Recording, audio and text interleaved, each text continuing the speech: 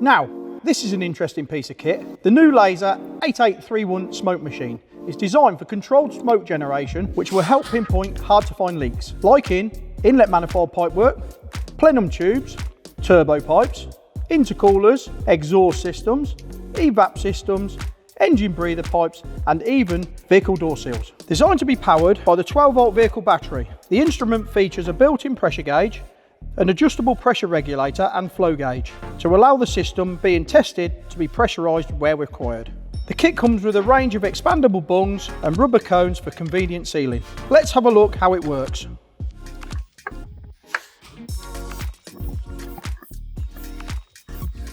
Once you've sealed the system up, switch on the smoke generator and let the machine warm up.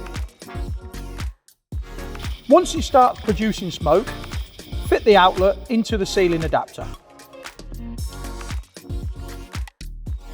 Keep your eye on the pressure gauge and ideally keep the pressure in the 5 to 10 psi range. Wait for a few minutes to allow the smoke to fill the system.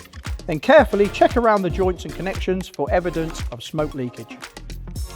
If the system pressurises quickly and the flow meter is showing 0, then there are no leaks in the system as tested.